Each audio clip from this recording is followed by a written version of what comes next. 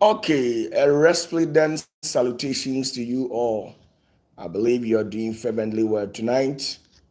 As usual, on Sundays, Tuesdays, and Fridays, we normally come your way with an undiluted word of God.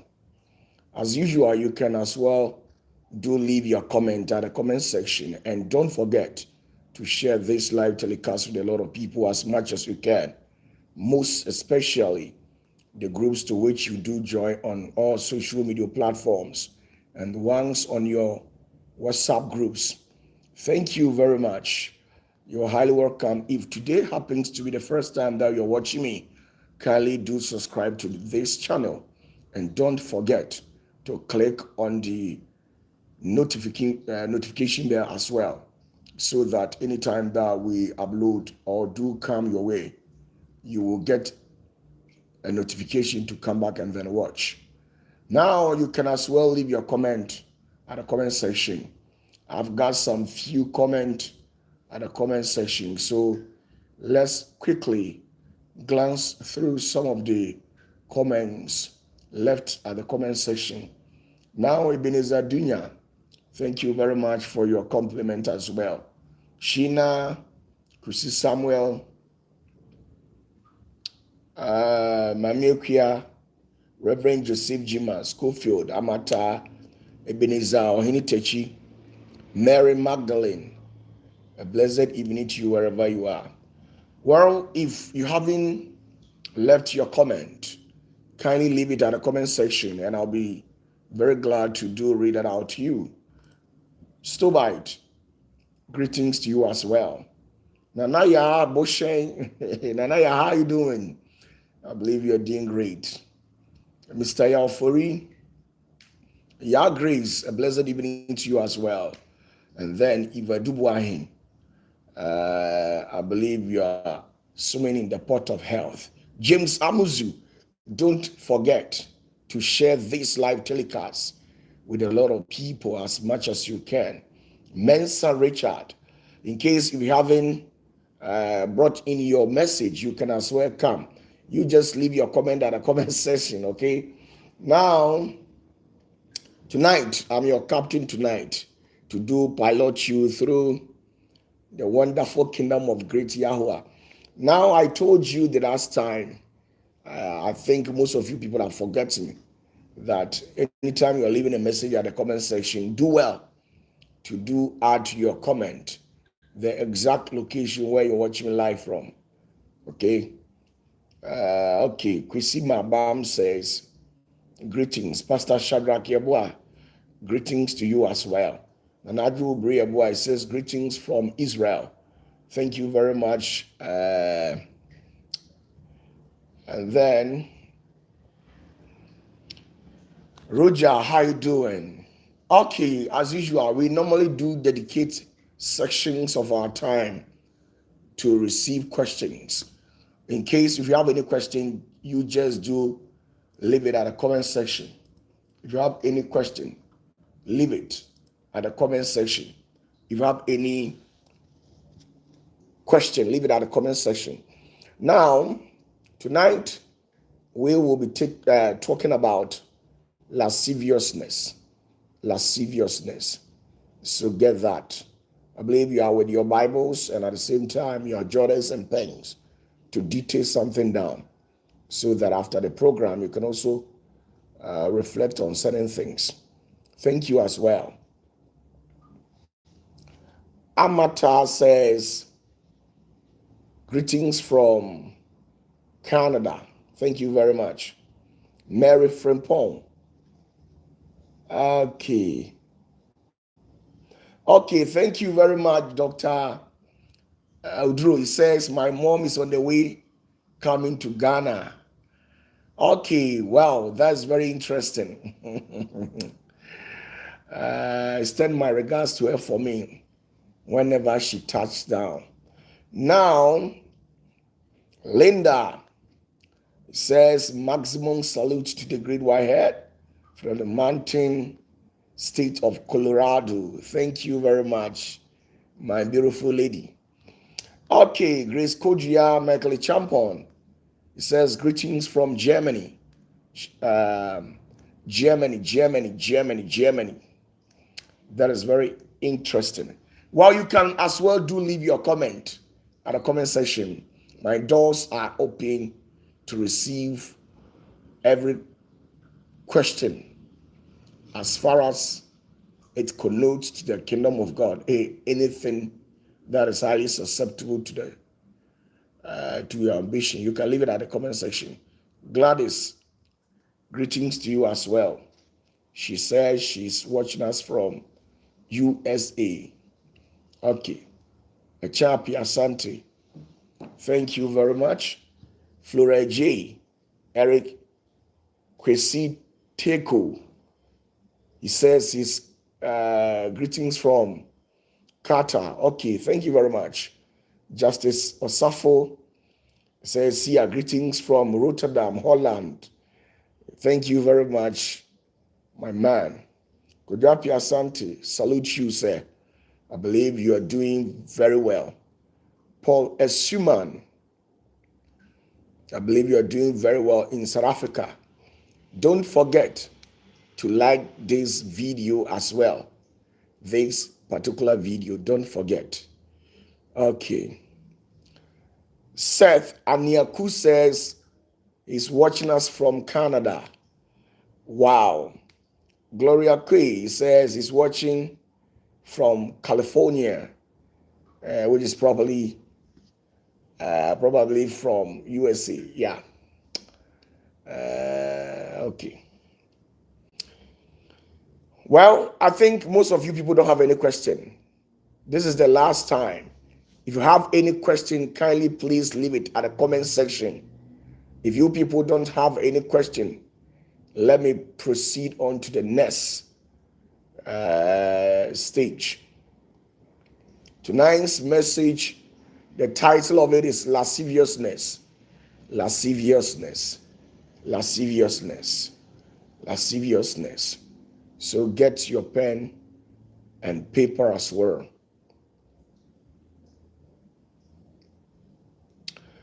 Ebenezer Onitechi, I believe this topic, I've treated it on this same channel. Kindly go through some of the videos uploaded here on OPATAFUOR TV. This particular question regarding Christmas, I've treated that topic. So kindly go through some of the messages that I've spoken about right here on this same channel. Okay. Josephine Boateng, greetings to you wherever you are. I believe you're doing great. Okay, let's proceed on to today's topic. As I told you earlier on, that we'll be discussing about lasciviousness. You see, in the labyrinthine corridors of human experiences, there lies a very subtle human nature, but yet dangerous, which is lasciviousness. Lasciviousness is a corrosive force that has destroyed so many various individuals' life. Sometimes you know very well that at the early tender stages of human, there lies a lot of temptation where everything necessarily drives you crazy. Intellectually, financially, physically, spiritually, when you do fall within the age of 18 years to at least 40 years of age, majority of these life patterns tend to drive most of we humans, especially those of us who have lost control over certain things. It tends to tempt us, to which among these temptation lies what we call lasciviousness. When we talk about lasciviousness, it's a penchant of carnal excess. When a man deliberately involves his or herself in an act which will later bring disgrace to his or herself. There are a lot of various individuals in scriptures who actually indulge in some of these acts and they later regretted. Why? Because they said particular attitude in question is not worth it as far as human life is concerned. It is one of the mainstream or weapon to which the devil uses to destroy our Christian life. The reasons why many has fallen from the faith and they are living a wayward life, it's probably because of lasciviousness. When a man decides to live a life not content to whatever that God has given him or her, where the spirit in you decides to crave for more. I quite remember when we're in school, at the end, when you go for your terminal report, the teachers will pen on the report that there are more room for an improvement. So it means you have to do better next time. These, in the essence, can relate to human life, where when a man has 1,000, he's not necessarily content with it. The spirit within crave for 10,000. And when he or she eventually lay his or her hands on 10,000, the spirit craves for 100,000. Because of these, it has become a subtle weapon to which the devil is using against us. In all our endeavors, the spirit within us craves for excesses. When we think about the concupiscence nature of David, where David decided to lay his hands on things that God has not given unto him, when he blatantly lusted over the wife of Uriah, when he later involved himself into sexual affairs with the wife of Uriah and decided to kill Uriah and then take the wife at large. By doing this, it actually led David into a state where he nearly lost his salvation. So sometimes some of the things that our spirit craves for, it can lead us astray where we can lose the salvation to which Jesus has favored us with. Some of the things that we do, crave for, physically, sexually, spiritually, emotionally, most of these things, financially, most of these things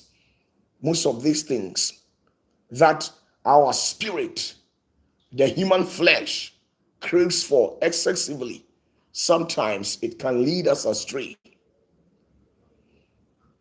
That is why the Bible categorically states that we should be content with whatever that God blesses us through the power of the Holy Spirit. Because of the lascivious nature of humanity, sometimes even the blessings that God has bestowed us with, we tend to play and take things for granted. And in the later on, it tends to backfire and work against us.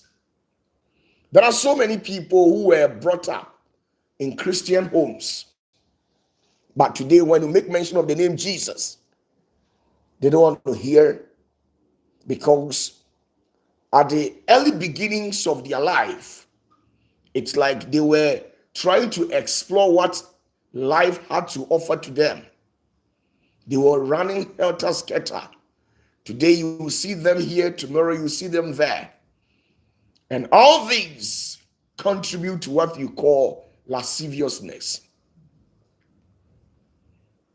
Many of these various individuals to which life has catapulted them onto the top of the world, and now it has damned them into eternal damnation.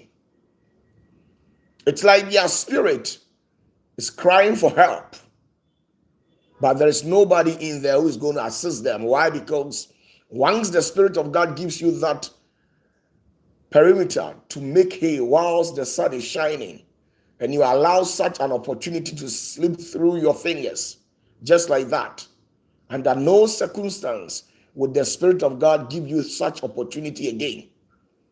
The reason why that I normally do talk about not allowing the favor, grace, and mercy to which God has showed us through his servant Jesus go in vain, because you might not know whether you have second chance, or when you misuse the grace upon your life, you'll be given the second chance to reorganize yourself and put yourself in its rightful proportional order.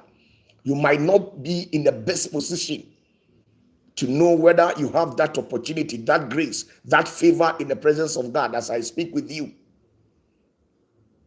So the Bible spoke and taught us that we should be very careful with the trap of lasciviousness.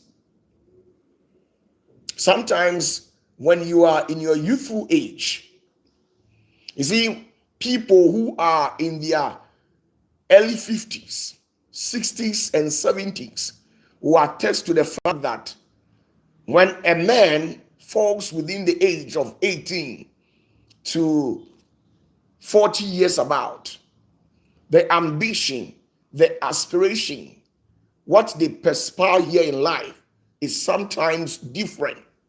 That is why when you look at the intricate nature of those who are beyond 40 years, you could see that they have experienced all walks of life. And for these reasons, those who were arrogant, disrespect, who couldn't take advice from elderly people, because of these labyrinthine corridors to which they have walked through, they have gained experience, and life has turned to tame them. So sometimes they are silent within a given society. When you cast your eyes into the society, all these various individuals who are beyond 40 years of age, you could see that when it comes to life, they are much more relaxed towards life. And those who are within the age of 18 to 40 years, they are running helter-skelter, all because they want to make it. Some feel age is not on their side, especially women who are within the age of 30 to 40 years who have not had the privilege to experience marriage. They think time is not on their side, and probably because of that, they are on the verge of pushing and craving for marriage. And by the time you realize, you could see that you have earned yourself certain kind of lifestyle to which eventually it will sway you off from the presence of the Holy Spirit. Anything that seems appetizing, that keeps pulling your legs gradually, but to yourself, you know very well that it goes contrary to the rules of engagement. When you read the scriptures carefully, you can see that it doesn't necessarily tell you with it. I am telling you that such attitude and actions in life, it connotes what we call lasciviousness. It's a penchant for carnal excess, things, actions, attitudes to which we tend to execute beyond our limitation or within the restricted confines to which nature has given to us. When I talk about nature, I'm talking in respect to the divine will of God. There are certain proximities to which God gave to humans for us to live within and operate, do all things within. But when a man's spirit oversteps its boundaries, this is where the laws of nature, men tends to break it and overstep their boundaries. And once a man oversteps his or her boundary, bear it in mind that you lost contact with your divine source. Let's see something from the Bible. 2 Corinthians chapter 12, verse 21. Let's quickly see something so that we can wrap up. 2 Corinthians chapter 12. Please, if you have your Bibles, and those of you also watching us live, you can as well drop a comment regarding the quotation that I've quoted at the comment section so that most people who cannot hear us will also capture it right from the comment section. 2 Corinthians chapter 12. 2 Corinthians chapter 12, verse number 21. Let me read it out. If you have your Bible, you can as well do cross-check things. 2 Corinthians chapter 12, verse 21. It says, "And lest when I come again, my God would humble me among you, and that I shall bewail many which have sinned already, and have not repented of uncleanness, and fornication, and lasciviousness, which they have committed." When you read the Bible carefully, you could see it is cited in there in scriptures. Lasciviousness have rendered so many people into a state of bankruptcy. Lasciviousness has brought a lot of disgrace onto the life of so many innocent souls out there. When you look at the nature of David, how he indulged in lasciviousness by going after the wife of somebody, and the sort of consequences to which he faced in life, you could see clearly that it is something that is not worth it. There are so many individuals in society who have brought onto themselves different kinds of distractions. Some are going through financial hardship. Some are going through spiritual attacks. Some are into captivity. Some have lost their dignity. Some have lost their connection with the divine counsel. Some keep on wallowing in life hardship and stuff like that because of lasciviousness. Some have also eventually lost the blessings to which God bestowed upon them. And probably because of that, they have nothing to write home about.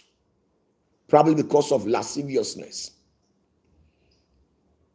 If hadn't been the grace of Jesus and the Holy Spirit at large, the throne which was bestowed upon the life of David could have been taken from his hands.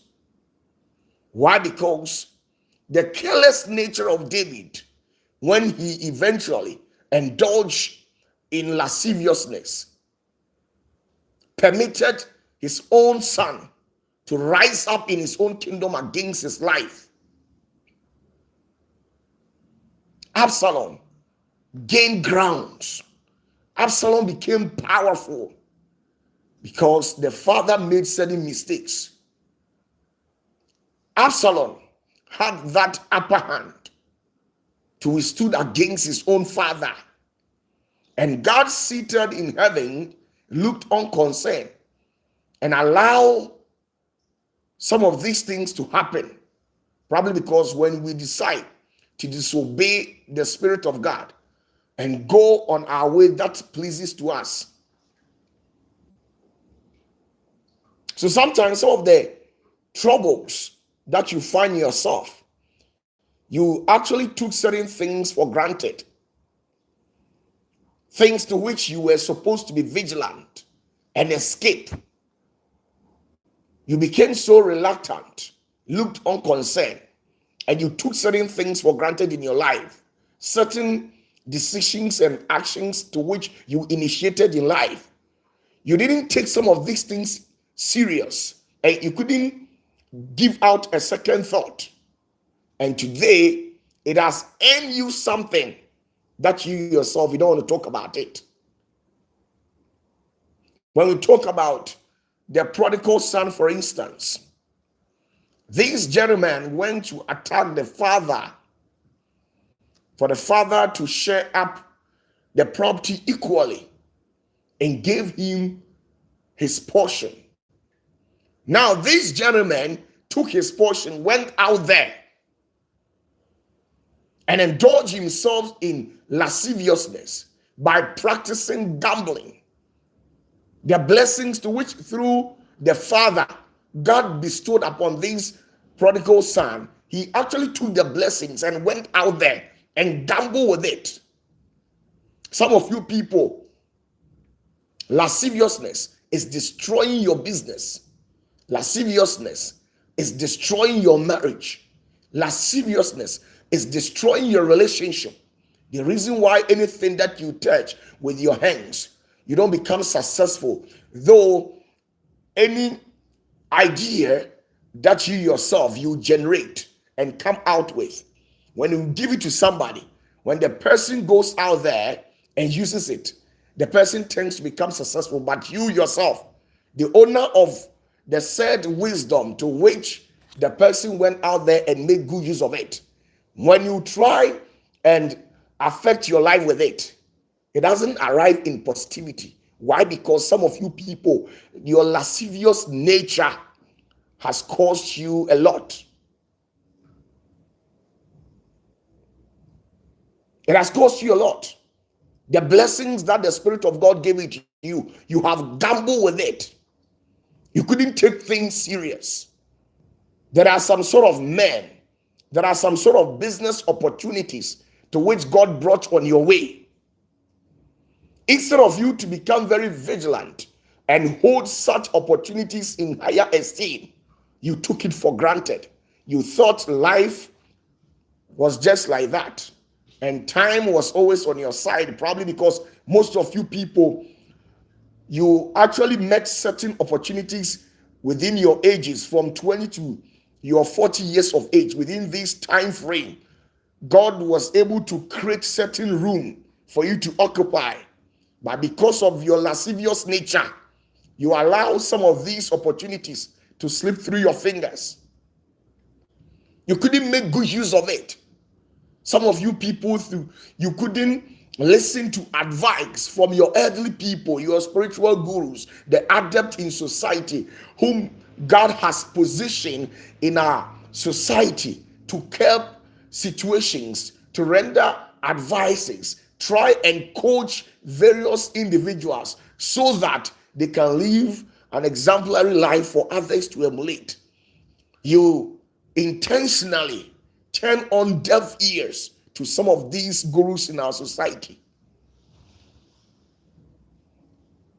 And probably because of that, the condition, the situation that you find yourself currently as I speak with you, you could see that sometimes the devil knows nothing about it. You are the main causative agent of the troubles you're going through. You are the main causative agent of the troubles to which you're going through in life. I always tell people that as far as you are human, under no circumstance should you allow yourself to be talked to on same situation 2 or 3 times. Once you are human, when you initiate certain characters and people who watches you from afar sees to it that this sort of character or behavioral pattern to which you are putting on these days, it doesn't befit you. When they confront you and try to correct you so that you yourself, you can rectify certain things and put yourself on right track, you shouldn't sit down for the same topic, the same problem, the same action, the same situation. People should call you, sit you down and talk about it 2 times. When such happens, you're not trying to be human. When such happens, the intricate nature of the Holy Spirit and the glory to which the Spirit of God has bestowed upon us, it seems you were not part of it. The DNA of the Holy Spirit that runs through us and the Spirit of God, the grace, the glory of the Holy Spirit upon us, when you allow yourself to be talked to on the same issue more than 2-3 times, then I am telling you that the Spirit of the Holy Spirit is not working in you. As far as you are human, once you put out certain behaviors and people begin to talk about it, and you yourself, when you sit down and analyze things and ascertain and realize that indeed whatever that people are talking about, your behavior goes against the rules of engagement. Your behavior goes contrary to the rules of engagement and the jurisdiction to which the Holy Spirit has set for us. When you sit down and assess some of these things, you should realize that from today henceforth, you are turning on a new leaf for your own betterment. For your own betterment. But the saddest aspect of it is that majority of you people,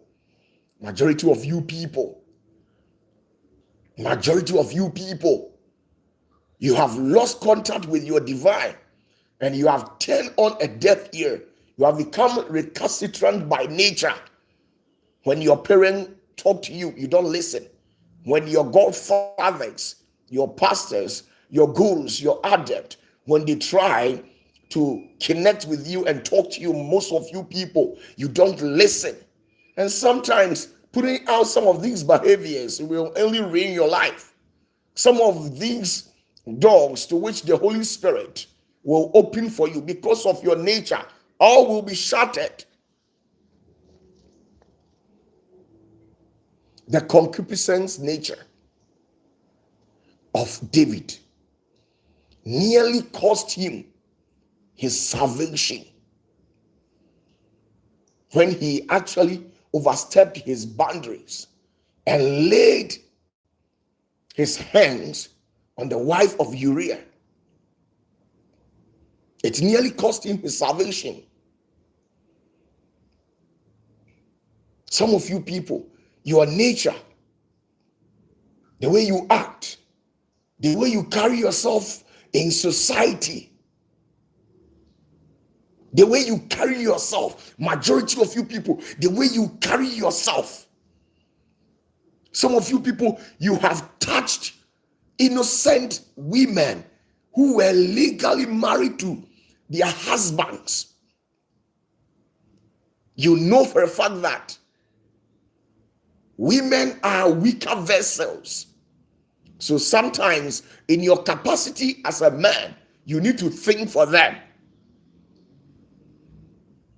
You have touched people's wife in their absence because of lasciviousness. And probably because of some of these things, it's become a danger on the very fabric of society.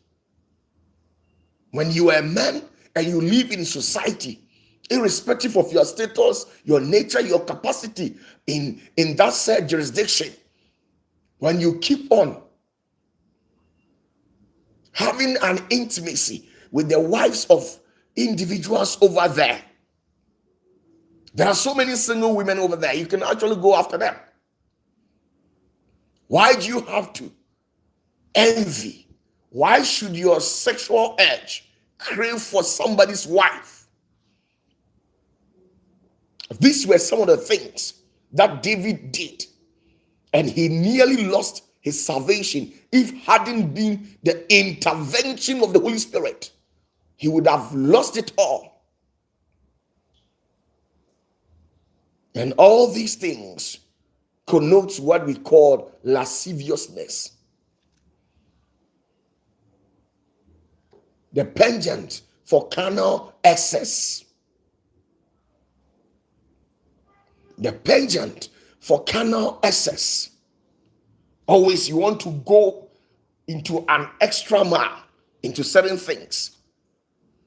Most of the times you want to go deeply into certain things. You're not content with the one that you have. You would love to overstep your boundaries. Many individuals, they have brought unto themselves eternal damnation. There are some various individuals that when you see on the street, they are walking dead. They are dead spiritually, but physically when you see them, they have that breath of life. They are alive and kicking. But spiritually, when you weigh them and put them on a spiritual scale and weigh them, you could see that these people, they have eaten what they were not supposed to eat.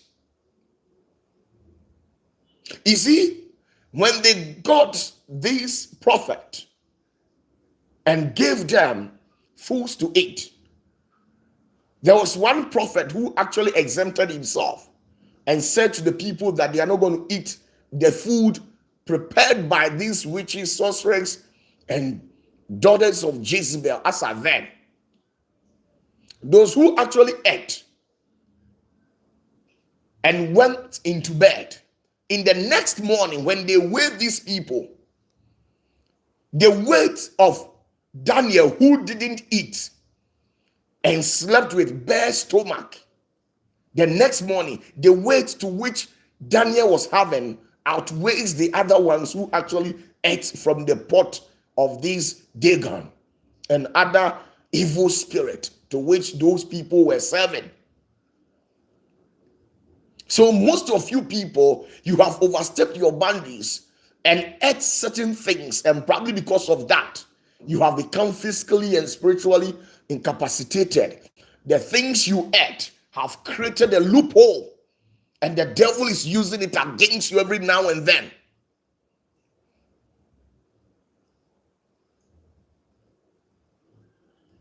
If you are a youth, somebody who falls within the age of 18 to 40 years of age, you have to be very careful with this subliminal weapon called lasciviousness.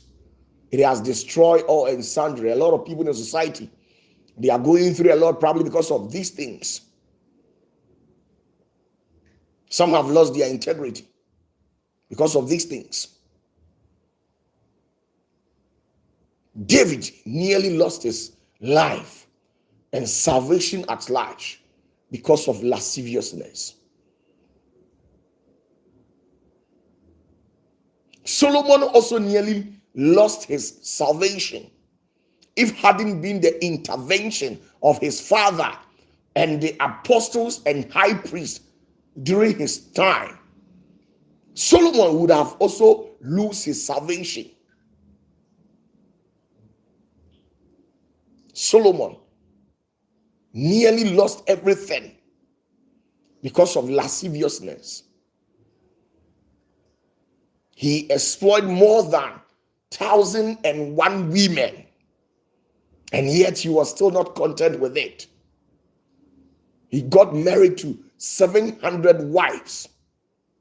Solomon got married to 700 wives, and still he went extra mile to add 300 girlfriends to it.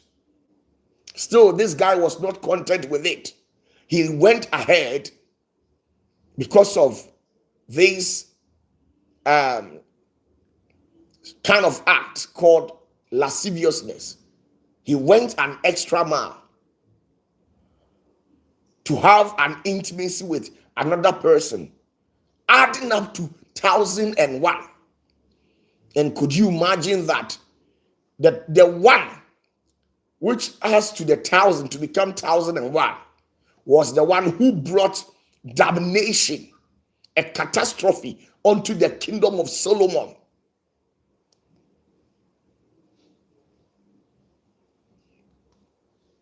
Solomon, the last woman that he actually went in for,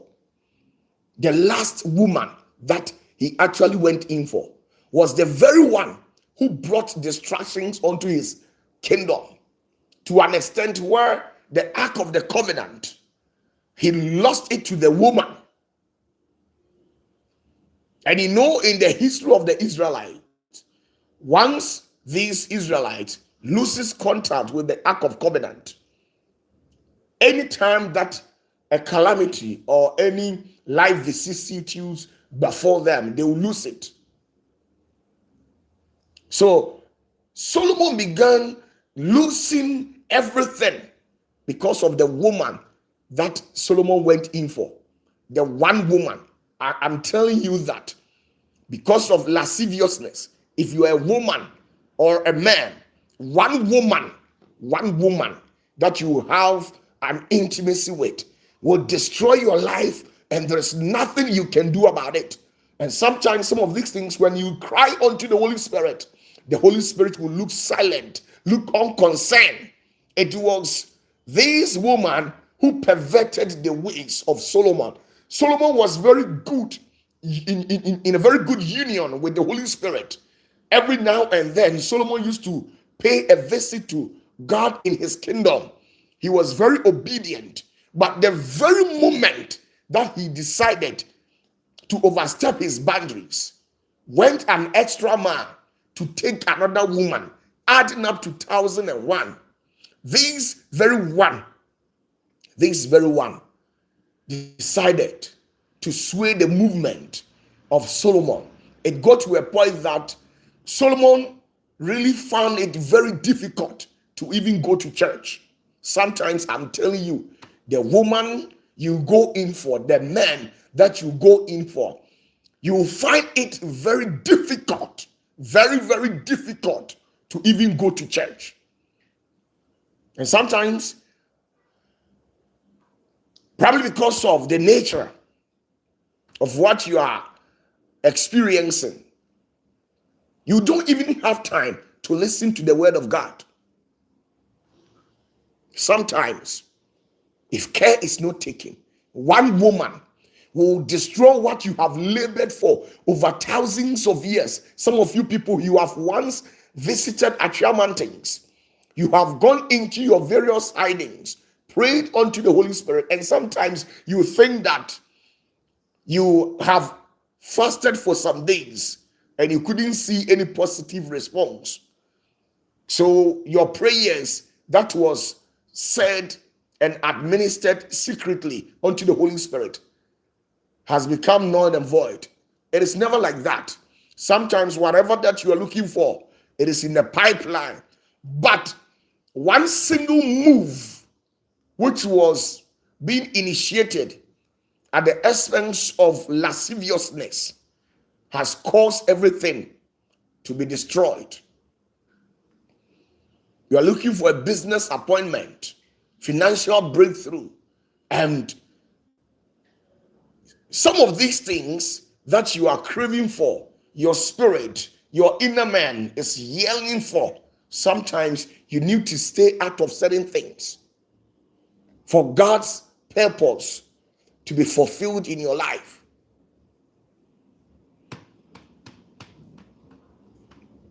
Now, the prurience nature of Samson also nearly cost his life. When you read the Bible carefully, it is not as if Samson was not having a wife. But when you read the scriptures carefully, you could see that when Samson indulged in lasciviousness and the heart of Samson went after Delilah, he was already having 2 wives. When you read the Bible carefully, you could see that Samson was already having 2 wives, and yet he was not content with it.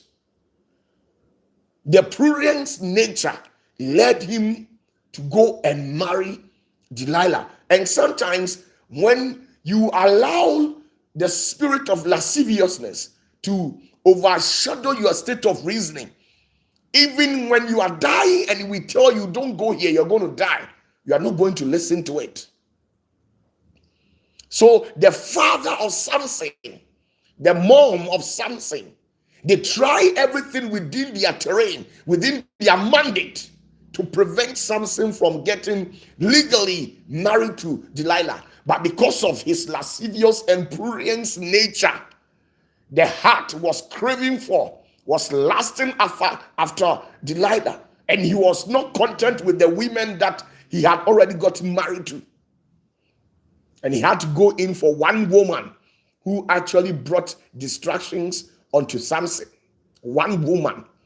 Samson had labored, toiled, struggled at all costs. And one woman, when Delilah came into the life of Samson, all of a sudden, he became a drunkard. So pathetic, and how sad it is. Sometimes, if you are a man, you have to sit yourself down, pin your buttocks on a chair, sit down, assess every area of your life, spring back to life, and realize that when you haven't gone in for certain women, this was how exactly your life works. And when you went after some of these women, this is how your life has become. Some of you men, you knew nothing about alcohol. You knew nothing about some of this attitude to which you are putting out there. But the very moment you went into an intimacy with some of these women on the street, you began adopting certain lifestyle. Today, I can boldly tell you that the kind of a lifestyle that you have adopted, it is pushing you away from the Spirit of God. Some of you people, you were very close to the Holy Spirit, but because of certain lifestyle that you have indulged yourself in,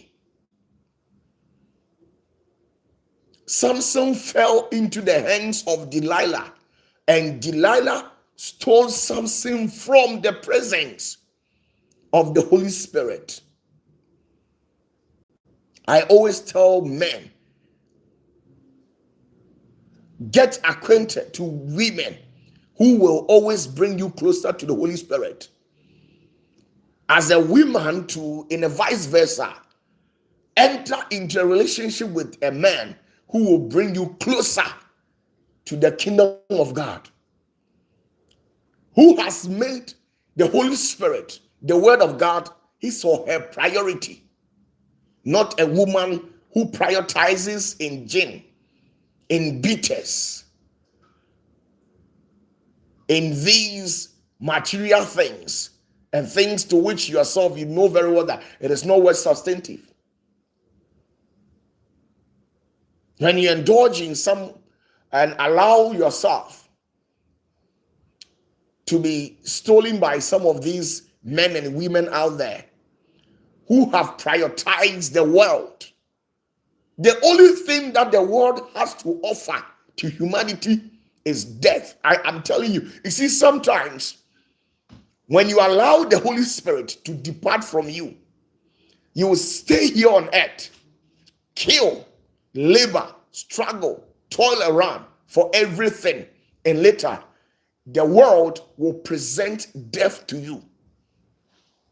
Those who have gone for magical powers, serving different deities in their secret abode, people who have refused to protect the sacrosanctity of Christianity and the kingdom of God at large. All these various individuals in the society to which we do live with. Sometimes when you sit down and ask yourself questions, the world has given them everything, but in the later on, the world will give them what you call death. And they will tell you death is highly inevitable. I am telling you that there is no believer who dies once you leave the surface of this earth. What is the assurance that you have a second life? Once you don't have the Holy Spirit in you, what's the assurance? Once you have the Holy Spirit in you, there is a possibility, 100% assured, that once you die and leave the surface of this earth, you'll be transcended into a different dimension where you'll be given an eternal life, where God's grace will become sufficient enough to help you not to taste the second death. But there are certain individuals who has taken and initiated certain actions to which in the later on they will die, and after dying they will lose everything. I have 10,000 cars, 500 houses. I control billions of dollars. All these things, in the later on, you leave it. You see how the world is using some of these opulence and luxuries to entice you to forget yourself, so that in the later on, in the blink of an eye, the world will tell the spirit of death to come and carry you.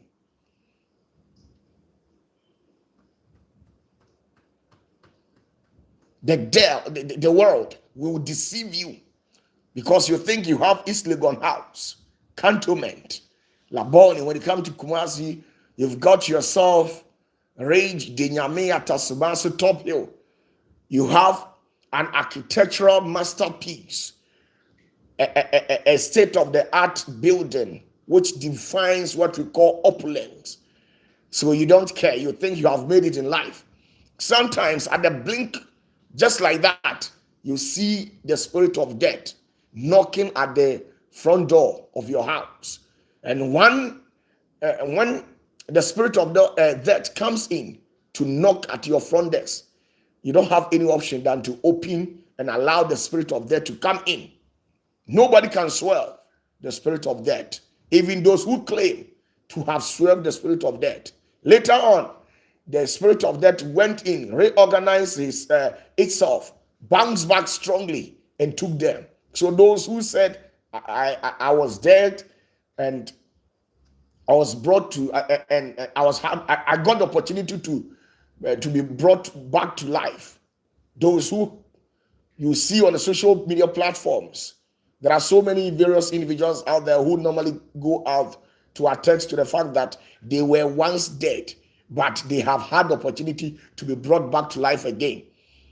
Even with that, they live for a shortest possible time, and the spirit of death will bounce back and take them. So what's the assurance that when you die, you have that opportunity to live once again? All these things, these cars, the state of the art mansions that we have built to our specifications has been deceiving us.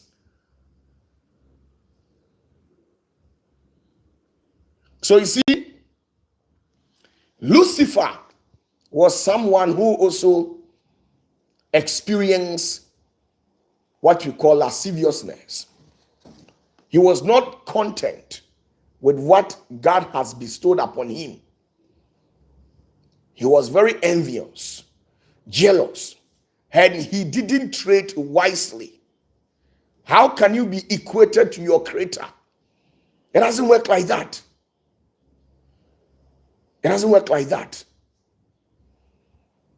So you see, the lascivious nature of Lucifer gave room for the Holy Spirit to mitigate his level of authority among his colleagues or the angels. Lucifer was one of the most respected angels, as Bible defines. A high-ranking angel in a hierarchical world of the divine council. He was very respected among his colleagues.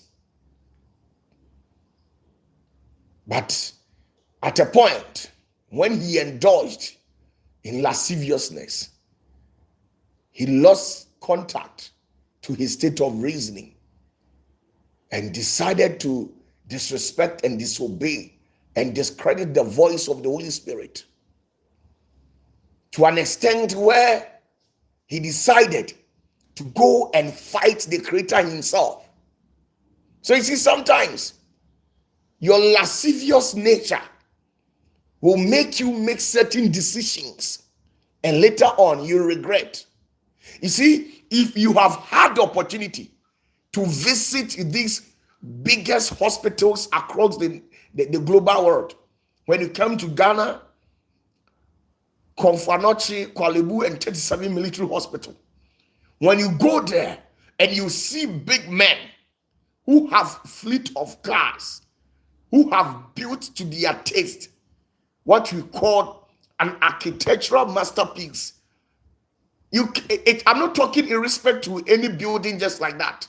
Some of you people, your houses, excuse me for my language, it can never be defined as an architectural masterpiece.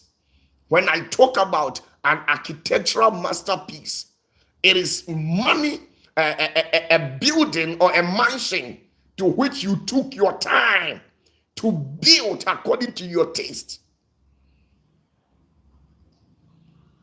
When you go to these various hospitals, you could see how they are fighting for their dear life.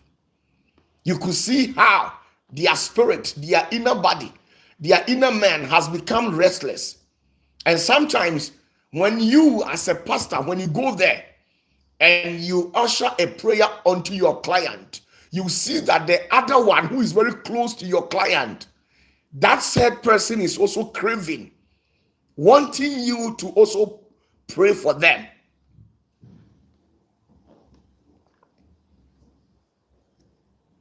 If you understand what I'm saying, sometimes when you visit some of these hospitals, it doesn't necessarily mean that once you've been given the opportunity to leave, you're not going to make life.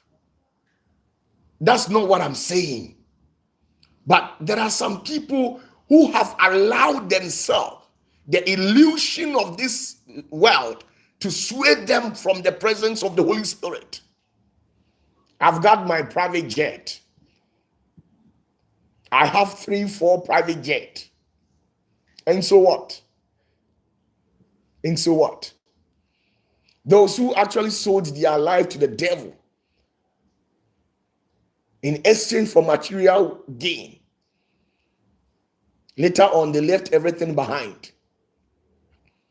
But the question here is that after your demise, do you know what lies ahead of you? Do you know what lies ahead of you? So sometimes the lascivious nature, this subtle force, a corrosive force called lasciviousness, it's a corrosive force that has destroyed so many people's life, especially those who folks within the age of 18 to 40 years about. Do you know the number of individuals across the African continent who have used their parents, their loved ones for rituals because of these things? Because they were not content with the lifestyle that God has given to them. There are some young boys, some other people who claim to be pastors, who claim to be prophet, who have visited various spiritual dark worlds in their quest for power, to become famous, to be able to perform miracles, signs and wonders. And after performing signs and wonders and amassing an illicit wealth unto yourself, at the end of the day, you will still die and leave it all. So to my dismay, I deem it fit that if it is God who blesses you outrightly, then it is of perfection. When God decides to bless you without you soiling your hands in an innocent blood, without you taking somebody's life innocently in the name of wealth.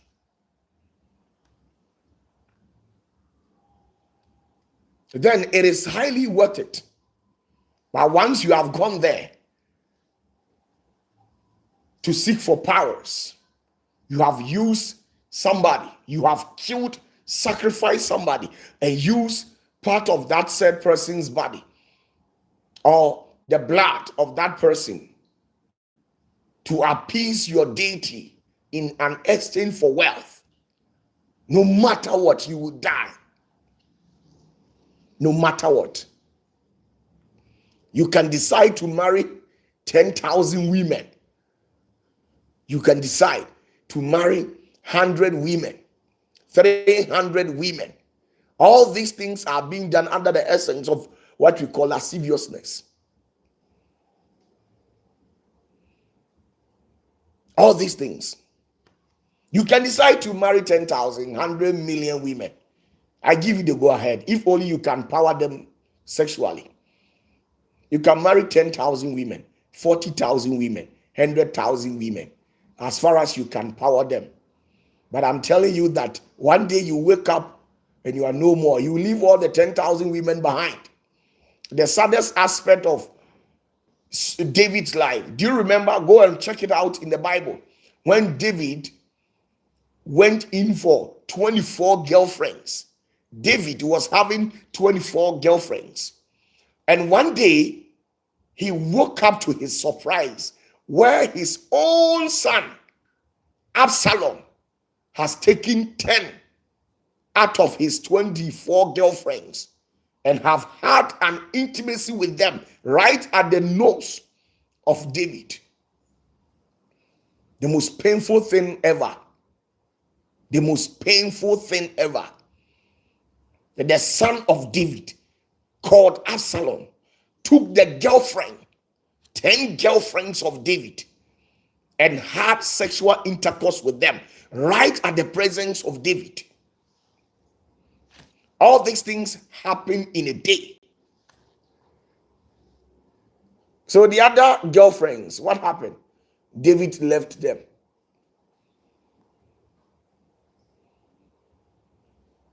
Some of these women, they are with various forms of infectious disease, syphilis, gonorrhea, and a lot, candidiasis and stuff. So going in for 10,000 women shows that at least 5,000 of them have an infectious disease. So you infect yourself with 10,000 syphilis, 10,000 gonorrhea, 10,000 HIV/AIDS.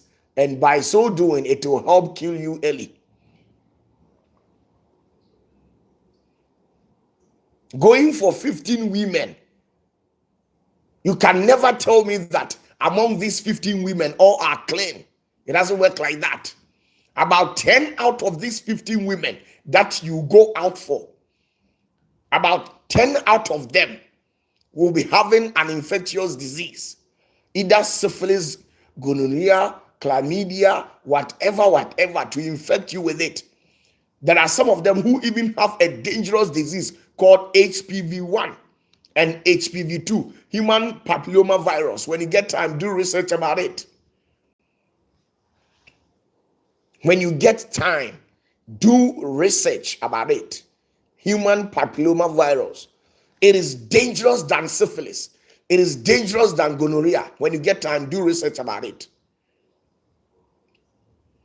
You can marry as many as you want. I give you the go ahead. Yes, you can do it. Don't listen to Jesus. Jesus says every man is entitled to one man. It is right there in the scriptures. But boycott what Jesus is saying and marry about 50. Enjoy life. Don't worry. When your time comes, you will leave everything behind. Solomon, on the day of his death, all the 1,000 women never died with him. All those, you see, Solomon lived up to 69 years of age.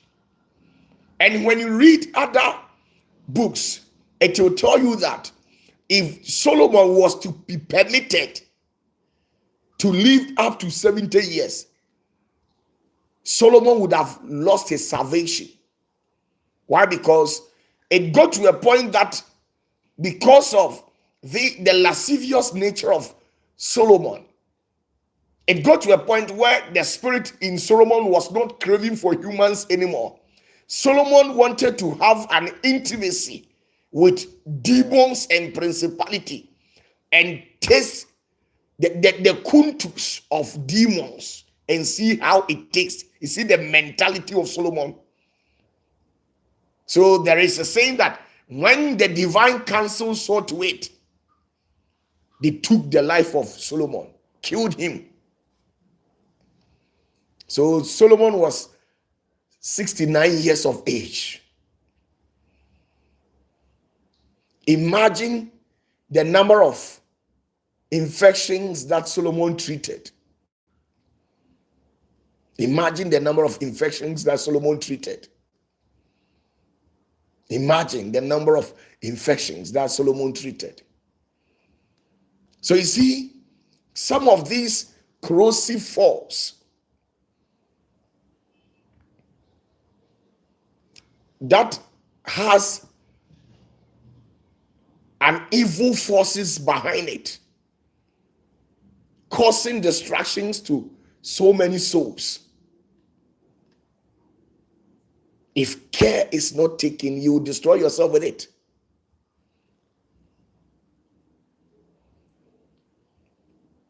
I'm telling you the truth. Samson lost his glory. Samson lost his glory because of pruriousness. Because of pruriousness. Because of lasciviousness. Samson lost his glory. He became spiritually incapacitated. You see, a wonderful giant man like Samson, he knew nothing about alcohol, but the very moment he fell in love with Delilah, this man became alcoholic addict to an extent where Samson in the Bible says that he became a palm wine tapper. Imagine somebody who carries the Spirit of God turning away from the Spirit and becoming a palm wine tapper. Bible says that early in the morning, Samson used to wake up and go to the farm and tap palm wine over there. And he would drink right from the morning to stupor in the afternoon. Somebody who carries an incomprehensible measure of the power of the Holy Spirit. It got to a point that Samson became alcoholic addict. And this alcoholic nature of Samson came into reality because of the woman that he actually went out for. So there are some women out there who have a very bad luck. When they come into your life, they only come and destroy you, steal you, and put whatever that God has tied into asunder. Destroy all your life. He lost his state of what? Vision. The echolocation system of Samson was dislocated by Delilah. So some of you people, you are blind spiritually, you are blind physically, you are blind financially, you are blind in terms of health-wise. Everything about you is blind. So you are stuck to one point. That is why some of you people, you are suffering from a chronic ailment. You know within your human system that something is malfunctioning in there. Financially, you are not stable. Some of you people, you don't have $10,000. You don't have it. Financially, you are not stable. In terms of health-wise, you are not stable.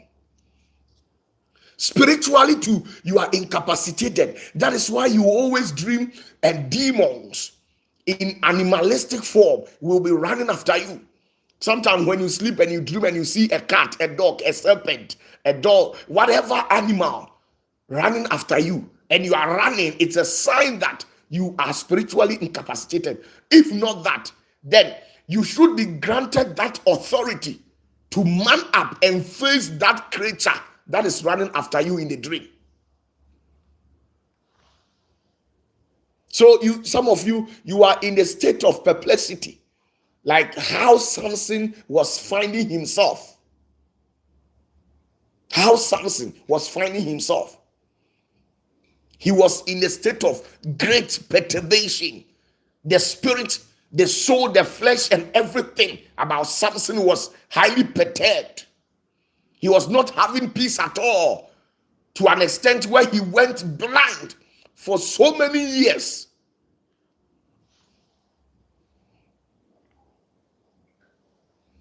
He went blind for so many years. Some of you have suffered more than 10 years. Some of you in your early stages, you gave up to alcoholism. Some of you people in your early stages in life, you actually gave up to alcoholism. Some of you, the women, you can drink more than 3-4 bottles of Gouda, Star, or Guinness. A woman in your early stages, when you were about 30 thereabout, 20 thereabout, you can smoke shisha and you think you are enjoying life. You see how blind you have become in life. Today, when you cross the radar, that is 45 years. Some of the women, when you cross 45 years thereabout, you will see that your health will start declining, showing that when you were very young, you couldn't take very good care of yourself. Some of the women could drink to stupor, drink and become drunk just like that. Drink all forms of drink.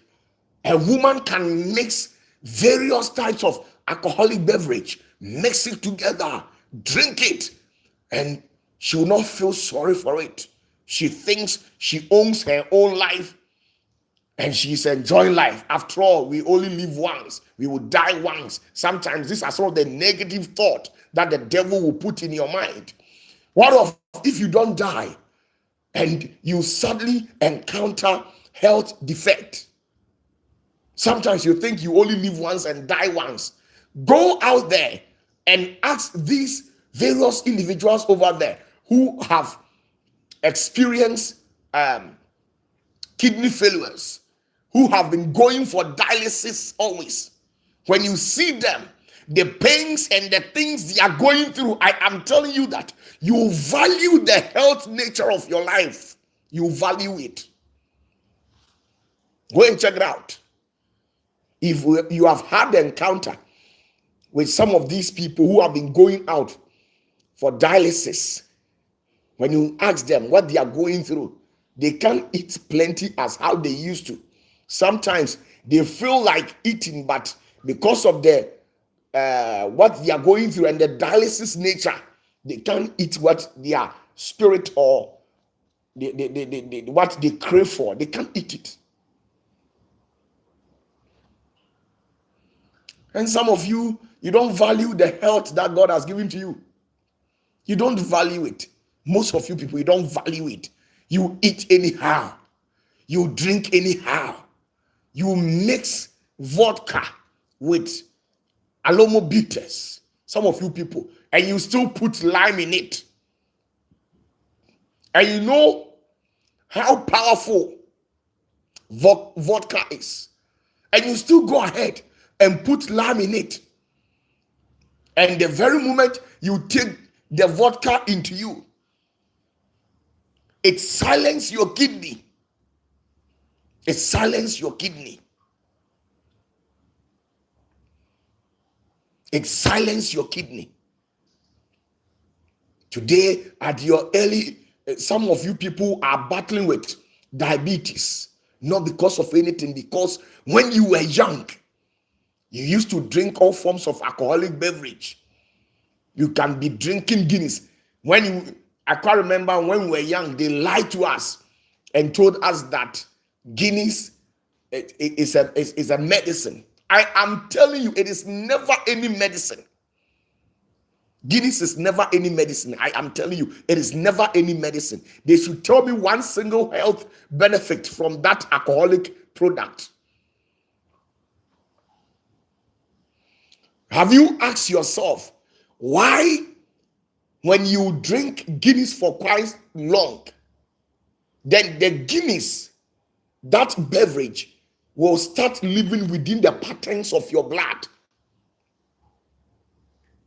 Have you asked yourself why, when you drink Guinness for quite long, at a particular moment in your life, the substance will start living within the patterns of your blood? So you become addicted to it to an extent where if you don't get it, you will die. Who told you Guinness is a blood tonic? Who told you? That is never true. But some of you people, you can drink Guinness. Drink it, drink it, drink it. 4 bottles, 5 bottles, 16 bottles. Some of you Star, you can drink Star, Star beer, or I don't know, Star or Gilda, just like that. You can drink more than you see a man with a very protrude stomach, as if he is carrying the American White House in the stomach. Why? Because of Gilda. Always Gilda, every now and then Gilda. And sometimes you think you enjoy life. When disease has not visited you, when you have not gone through these life vicissitudes, some of these health defects, if you have not gone through it, when we are talking like this, you think this pastor is saying rubbish. After all, those who are not alcoholic addicts, they are also dying and they are also experiencing all forms of health defects. What am I saying about that? Let me tell you something. There's a vast difference between you and those people. Some of them, they are going through what they are going because they are not alcoholic addicts, but they have given up to certain bad attitude. Some of them, they are wicked, they are arrogant, disrespect. They have used whatever problems they are going through as a curse upon them. So you are alcoholic addict, but you are respectful. But the other one is not alcoholic addict, but he or she is disrespectful, arrogant. And sometimes the demons in society has paralyzed their life, their health, their destiny, their finances, and rendered them into that status to which you see them.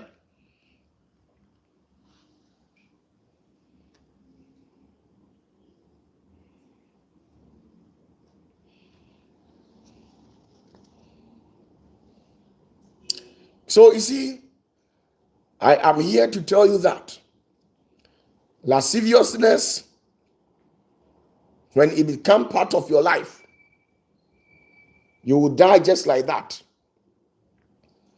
You see, when Judas used to walk with Jesus, it is because of lasciviousness that led Judas to sell Jesus Christ for just coins. It is because of lasciviousness. Judas was not content with what he has and what the Holy Spirit has bestowed upon him through Jesus. He was craving for more. The penchant for carnal excess was working within the bloodline of Judas.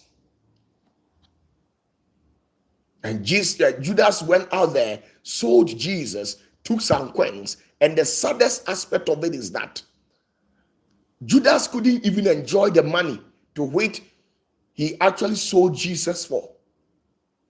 Some of you, because of lasciviousness, you tend to open your mouth and say certain things about certain people, and you know deep down your heart it is never truth. It is never the truth. Some of you people, you know within your heart that some of the things that you say about those innocent souls out there, it is never the truth. You know it. You have become Judas because of lasciviousness. Your heart craves for things that will not bring any positive dividends onto you. Your spirit crave for things that will tend to take your. You see, when you sit down, I realize everything about life doesn't make sense. If I am to tell you certain things, everything about life doesn't make sense. How? Let me cite this example. All the things that gives life is free. All the things that gives life is free. When God created humans, he gave us legs. And the leg has a perfect brake or braking system. Stop, you stop. Move, you move. But you see, because of distance, we were there to articulate technology into existence where we have made unto ourselves various kinds of car, brands and model. The Lamborghini is there. The Rolls Royce is there. The Lincoln Navigators are there. The Toyotas, the Nissans. When you go to China, various brand and models of cars are there. When you go to America, United Kingdom, the Benz, the BMW. And all these cars, they tend to kill humans. Does it make sense? Why would we sit down and manufacture something that will take our life? Why would we sit down to manufacture something that will take our life? But you see, when we don't use it, it is highly impossible to cohabit in a system. Everything in this life, it doesn't make sense. You see the Spirit of God giving us that power to breathe freely, to experience the nice warmth that the Holy Spirit has been providing for us. Only for us to tell God that we don't want the sort of air that it has been blowing around us. So when we go to our various homes, we lock ourselves up. Then we decide to put the air conditions on. These are artificial air. It keeps blowing, freezing the room to a certain temperature, and only for you to go to hospital and they tell you that you have pneumonia because you have used the air conditioning excessively beyond your reach. You have used it. So pneumonia and stuff like that. How would you carry yourself and put yourself in air conditioning and later on the air conditioning will give you pneumonia? There are so many people who have died because of pneumonia. There are so many people who have died because of air conditioning. You see, we have been breathing and experiencing life freely, only for us to carry our money to go and buy cigarette. Now you smoke cigarette and they write it on it that it is good, it is not good for your respiratory system. You are exposed to cancer. Still, you buy it and smoke it. Does it make sense? Why would we produce something, manufacture something for human consumption, and that thing will kill us, but yet we still produce it? You see the nature of humans. You see the nature of humans. Now, noodles. We produce noodles for human consumption, but yet noodles produces diabetes. It produces high blood pressure. It weakens your immune system and it exposes you to cancer. And at long last, every man who always eats noodles can never perform sexually in bed. Every man, any man on this earth who keeps on eating noodles can never in his wildest dream perform sexually in bed. Why? Because the spices they used in producing some of these things, it kills certain certain organs and certain tissues in your system that makes it possible for you to perform sexually. But yet, still, we will turn on a deaf ear, go out there. You see how these young girls, you see why there is so much fibroid and a lot of cancer in the system, because these ladies have become lazy in this end time. They have refused to go to the kitchen and cook food for themselves. They want already made food. So every now and then, majority, over 80% of this youth out there have given up to noodles, and they have been eating noodles every now and then. Noodles. And this thing is causing them a lot of health defects, but they don't care. They don't care. Those companies are producing their noodles to kill you. You make money, you buy it, you die. They don't care. It is there. It is there. I'm telling you, something that can kill you has been deposited right on the physical plane at your own site, but you can't see it. You see the reason why some of you people, you have a lot of pressure. Your heart keeps on operating haphazardly just like that. You don't have a very good health system. It's not because of anything, because of what we have been eating in this end time.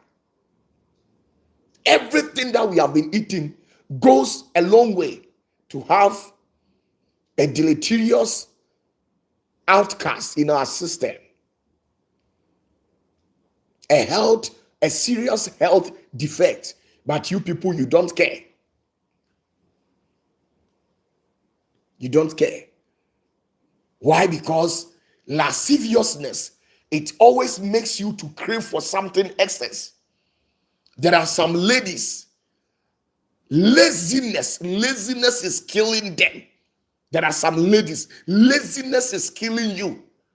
So every now and then, Monday to Sunday, they can eat noodles. You see them all of a sudden, 15, 16, 17 years, 30 years, then they die prematurely just like that. Then you ask yourself that, why? I saw this lady yesterday. She doesn't look like somebody who was suffering from any chronic ailment, but they have just died. Let me tell you, majority of these young ladies and boys who are dying, die because of low pressure. Low pressure, when it hits you just like that, you experience cardiac arrest. And some of these things, probably because of the spices, the composite to which it deposits in our system, it is killing us. Lasciviousness is killing you. It is killing you. Sit down, go to kitchen. Me being a male, a man of my type, I always go to the kitchen and cook food for myself.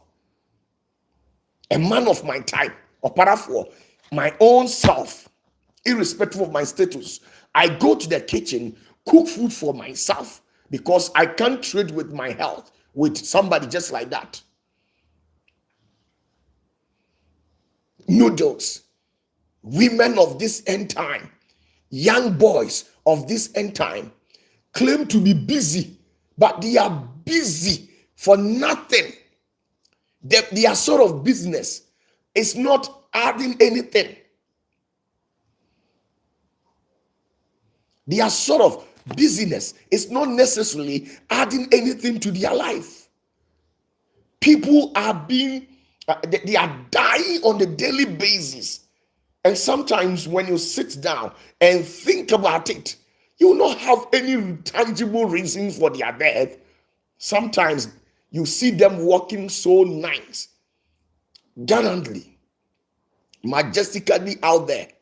But within themselves, they have killed themselves with a lot of toxins. Some of these people, they have killed themselves because of what? Toxic substance, the higher deposit of toxins in their human system.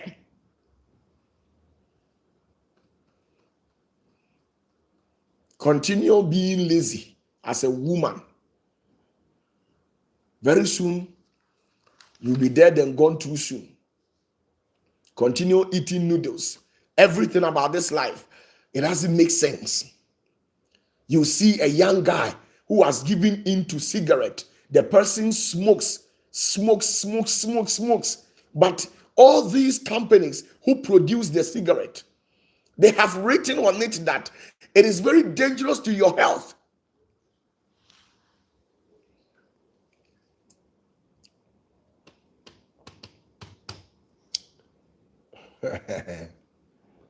Oh my goodness. Oh my goodness. I saw somebody eating noodles with Coca-Cola, eating noodles with Fanta, eating noodles with canned malt. Hey, a dangerous combination that invites Lucifer and the spirit of death to pay you a visit. A dangerous combination.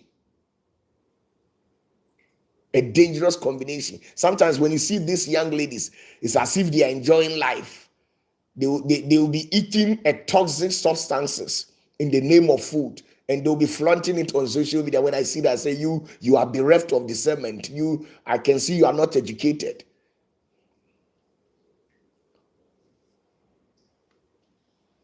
Busy for nothing generation. This generation always think they are busy, but you can see that they are busy for nothing. They have lost futuristic approach. Nothing. Busy for nothing generation.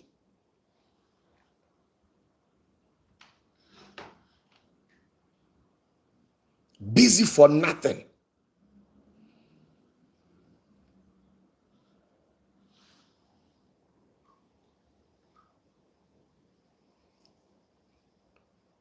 You see, tonight I came to tell you that be very careful with the way you carry on with your life, because it is not as how you think it is. Everything that you have and what you're doing will go a long way to affect your life. Take very good care of yourself and stay out of trouble. Stay out of trouble. I don't know why a man in his rightful senses will just get up, carry money to go and buy carbon dioxide. You know, cigarette is a carbon dioxide. A man in his rightful senses carry money to go and buy carbon dioxide and smoke it. Isn't it amazing? Humans are amazing. You just wake up one day. Bible says, you see how God prepared nature. It says we humans should breathe in oxygen. We should inhale oxygen and exhale carbon dioxide so that the plant out there can also absorb the carbon dioxide and the nitrogen, and with the help of sunlight, and then reproduce oxygen to us. But as human, you just get up one day and say to yourself that I want to go and buy carbon dioxide, something that is meant for the plant kingdom, the kingdom plantae, the kingdom animalia, humans to be specific. We are not supposed to take in carbon dioxide. We are supposed to take in oxygen. But you go and buy cigarette and drink it. It is carbon dioxide. You see, the smell of an alcohol, the smell of it is not oxygen. It is carbon dioxide. It is carbonated in nature. Charlie, I wouldn't love to encroach much of your time. Good night.